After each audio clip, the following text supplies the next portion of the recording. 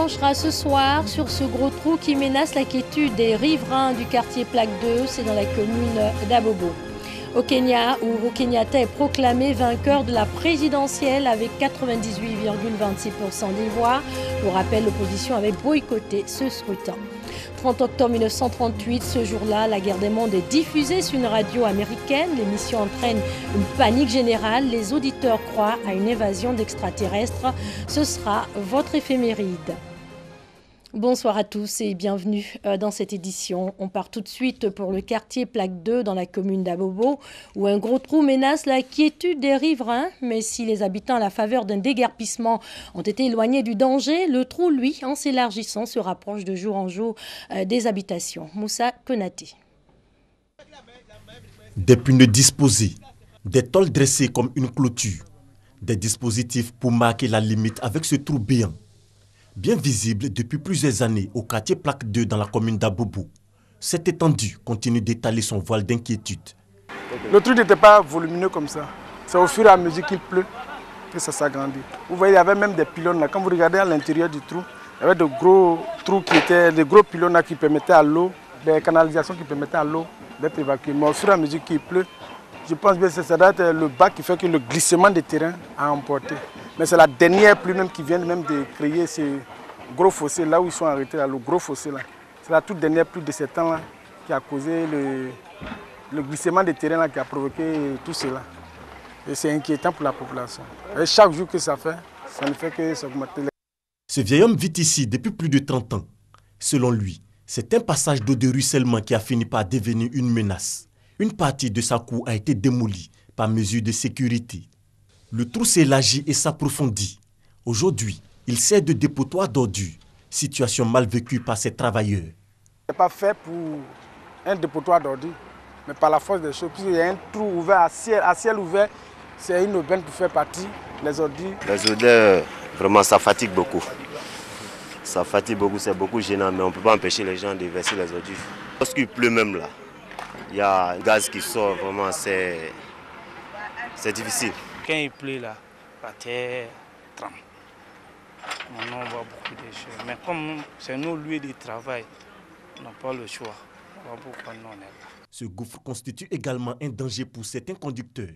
Beaucoup de fois, souvent, il y a des chauffeurs, même nouveaux chauffeurs, quand ils ne connaissent pas comme ça, là, ils viennent freiner ici. Bon, souvent, il y en a qui descendent dedans. Bon, il y en a, et s'échappent, bon, et s'arrêtent tout près ici. Donc, si on n'est pas barré ici comme ça, là, les gens vont passer. Et les clients se plaignent beaucoup. Ils se disent, à faire des troubles là, vraiment, pour la manière que ça creuse en bas, après ça arrive ici, et ils ne savent pas. Donc, il ne faut pas qu'on va arriver ici, ça va se casser. Donc, ils ont trop peur. Donc, si on veut venir ici comme ça, les clients disent non, il ne faut pas qu'il y ait arrivé ici. On s'arrête devant là, pour descendre les clients. Suite à une opération de déguerpissement de site à risque engagée par les autorités, aucune maison aux abords de ce trou. Mais le danger subsiste, car le trou prend du volume en longueur et en largeur. Les populations se sentent toujours menacées. L'Union des Français vivant en Côte d'Ivoire apporte sa contribution à la reconstitution du couvert forestier. Une opération de planting d'arbres est initiée dans la commune de Marcory. On écoute Grâce Adrienne Kando. La Côte d'Ivoire souffre de la dégradation de son couvert forestier. De 16 millions d'hectares de forêt en 1960, la Côte d'Ivoire dispose aujourd'hui de moins de 3 millions d'hectares. La reconstitution de ce couvert forestier, devenu indispensable, suscite l'adhésion de tous, notamment de bonne volonté. L'Union des Français de l'étranger vivant en Côte d'Ivoire a initié une cérémonie de planting d'arbres dans la commune de Marcory. Moi, je suis natif de ce pays et je suis parti pendant longtemps, 27-28 ans. Et en revenant au pays, je n'ai pas retrouvé les grands arbres qui ornaient mes chemins. L'horizon s'est dégagé, tout est clairsemé. Et là, j'ai pris la mesure de ce que nos forêts disparaissent progressivement. Alors, j'ai voulu mener une action, susciter, éveiller chez les jeunes générations, chez les générations actuelles, des actions positives en faveur de l'environnement. Nous avons une ville qui se développe au maximum, qui devient très belle, etc., mais de moins en moins verte. Or, la nature, c'est ce qui nous fait vivre depuis toujours.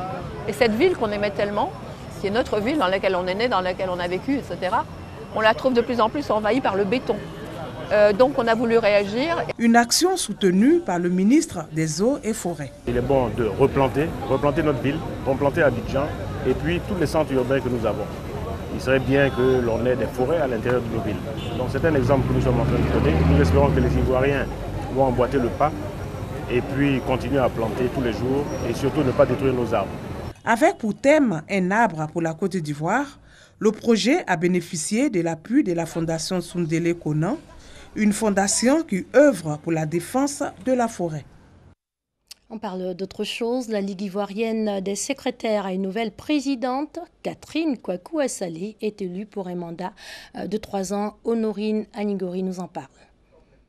La Ligue ivoirienne des secrétaires, hier, aujourd'hui et demain. C'est le thème du 6e congrès qui s'est tenu à l'Institut des sciences et techniques de la communication, ISTC. Il s'agit pour les secrétaires d'avancer en s'inspirant du passé, d'analyser ce qui a marché et ce qui n'a pas marché en vue de mieux aborder l'avenir. On a fait beaucoup de formations pour les secrétaires parce que c'est le leitmotiv de la Ligue ivoirienne des secrétaires, former les secrétaires. Et on s'est battu aussi pour que les secrétaires soient à un niveau, donc au niveau du profil de carrière. Il y a eu tous ces débats qui ont été faits puisqu'on a eu un dernier colloque et les travaux doivent être poursuivis. Et je pense qu'au cours de ce mandat de la nouvelle présidente, nous allons faire la continuité de tout ce que nous avons arrêté à notre congrès. La nouvelle présidente de la LIS est assistante de direction à l'OADA. Elle place son mandat sous le signe du rassemblement. Je place mon mandat sous le signe du rassemblement. Parce que je voudrais que tous les secrétaires de Côte d'Ivoire soient rassemblés, qu'il n'y ait pas de secrétaire de la fonction publique, qu'il n'y ait pas de secrétaire du secteur privé, mais qu'il y ait tout court une secrétaire.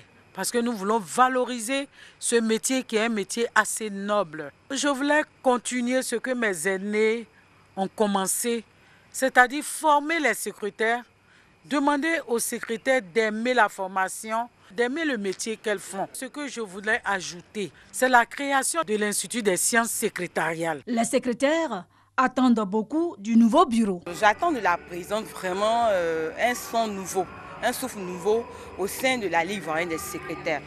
Et comme la connaissant, je peux compter sur elle parce qu'elle a de grandes idées, elle est innovatrice pour les secrétaires de Côte d'Ivoire. Il faut que les secrétaires puissent être formés et pour qu'elles puissent soulager leur patron. Une secrétaire bien formée, c'est une secrétaire qui a beaucoup de bagages, qui a des acquis. Parrain de ce congrès, le député de Bouna a des ambitions nobles pour les secrétaires. J'ai été patron de secrétaires, je connais leur importance dans la vie de l'entreprise. C'est pour cela que je suis venu les encourager, leur demander de professionnaliser leur métier, d'y croire, de se mettre en confiance. Quand une secrétaire rentre dans une entreprise, elle doit avoir l'ambition d'en sortir plus tard directrice générale. La nouvelle présidente de la LIS est élue pour un mandat de 3 ans renouvelable. En image, au Kenya, Uhuru Kenyatta proclamé vainqueur de la présidentielle avec 98,26% des voix. Raila Odinga, le principal opposant, avait boycotté ce deuxième scrutin. Le vote n'a pas pu se tenir dans 4 comtés de l'ouest du pays acquis à l'opposition, ce qui fait craindre de nouvelles violences dans les bastions de l'opposition. Toujours en image, François Compaoré, laissé libre en France en attente de l'examen d'une demande d'extradition du Burkina Faso. Le frère de l'ancien président burkinabé, Blaise Compaoré, avait été arrêté dimanche à l'aéroport de Roissy en France. À son retour d'Abidjan, François Compaoré est poursuivi dans le cadre d'une enquête sur l'assassinat en 1998 du journaliste Norbert Zango. En Afrique du Sud, précisément sous les tunnels de Johannesburg, gisent des kilomètres de câbles électriques en cuivre. Ces précieux trésors, une fois arrachés, sont exportés vers l'Asie, une activité jugée illégale. Ces ouvriers ont un objectif crucial, rétablir le courant à Johannesburg.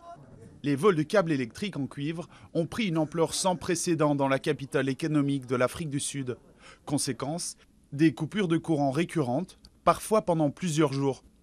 En une seule nuit, en septembre, 32 km de câbles ont été endommagés. Cet incident en particulier va nous coûter 45 millions de rands. Et avec les améliorations de sécurité, ça va nous revenir au total à 50 millions de rands. Soit près de 3 millions d'euros. Les vols de cuivre s'expliquent par la forte demande, notamment en Asie, et par le cours des matières premières. Le prix de ce métal a augmenté de 60% en un an et demi, jusqu'à 6 000 euros la tonne. Et quand les coupures durent plusieurs jours, ce sont les petites entreprises du centre-ville qui payent le prix fort pour louer et faire tourner des générateurs. Avant, on faisait payer 5 rands de l'heure pour utiliser Internet, mais maintenant on demande 10 rands à cause de l'essence qu'on doit acheter. Et du coup, on perd plein de clients, vous voyez. Donc le business tourne au ralenti, mais on n'a pas le choix.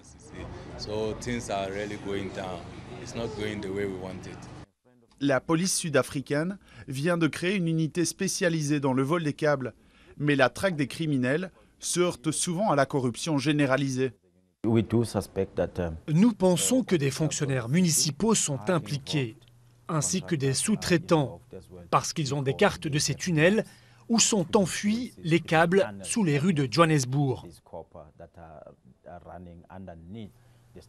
Nous n'excluons pas non plus que la police soit corrompue, étant donné les quantités de cuivre qui sont dérobées. Les criminels appartiennent à des gangs sophistiqués. Ils mettent le feu dans des souterrains et profitent du court-circuit pour arracher les câbles. Et tant que le prix du cuivre sera élevé, les autorités sud-africaines vont devoir redoubler d'ingéniosité pour leur faire face. 30 octobre 1938, les aiguilles de la machine à remonter le temps s'arrêtent ce soir sur cette date. Ce jour-là, Orson Welles et les extraterrestres envahissent l'Amérique. C'est en tout cas ce que croient les auditeurs américains à la diffusion de l'adaptation du roman de science-fiction La guerre des mondes. L'émission est réalisée par Orson Welles. Il était alors âgé de 23 ans. Thomas Guessambi. 30 octobre 1938, le jour où Orson Welles a envahi l'Amérique. 30 octobre 1938, le réalisateur américain Orson Welles adapte le roman de science-fiction de H.G. Wells, La guerre des mondes, à la radio. Et il prend la place du narrateur et commence. Nous savons que depuis le début du XXe siècle, le monde est observé par des intelligences supérieures à celles de l'être humain. Animateur sur la radio CBS, Orson Welles était alors âgé de 23 ans. Le feuilleton qui raconte l'invasion de la Terre par les Martiens est diffusé la veille d'Halloween en fin de journée sur CBS. Welles y joue plusieurs personnages à la fois, dont un faux envoyé spécial. La plupart des auditeurs prennent l'émission en cours et sont effrayés. Plusieurs milliers de personnes s'enfuient chez elles, croyant à une réelle invasion martienne sur le New Jersey. Orson Welles s'excusera devant toute l'Amérique quelques jours plus tard, toujours à la radio. Quand Orson Welles commence l'enregistrement de La guerre des mondes en la veille d'Halloween 1938, il ne sait pas encore que ce récit d'une invasion extraterrestre marquera le début de sa carrière et l'histoire de la radio. L'île au trésor était déjà passée à l'antenne sous forme de narration. La guerre des mondes va rompre avec ce modèle. Lorsque la production de l'émission est lancée, l'écriture scénario est confiée à Howard E. Koch. Après plusieurs versions, Welles demande que la première partie de l'émission soit structurée sur la base de bulletins d'information annonçant l'arrivée des Martiens. L'émission diffusée en direct est divisée en deux parties. La première, qui dure plus de 40 minutes, consiste à une série de faux bulletins, de morceaux de musique et de reportages. C'est elle qui a pu être à l'origine de l'excitation des auditeurs américains. La seconde constituée de monologues interprétés par Orson Welles. Une demi-heure de suspense puis d'horreur construite en crescendo jusqu'à la destruction de New York. Plus aucune annonce sur le caractère fictionnel de l'émission ne sera faite avant plus d'une demi-heure. La voix d'un speaker évoque des conditions météorologiques extraordinaires. Un journaliste évoque un objet non identifié qui s'est écrasé près d'une ferme. Tout est mis en scène pour rapprocher du réel. Fin de cette édition, bien réelle. Bonne soirée sur les antennes de la RTI, la marque du service public.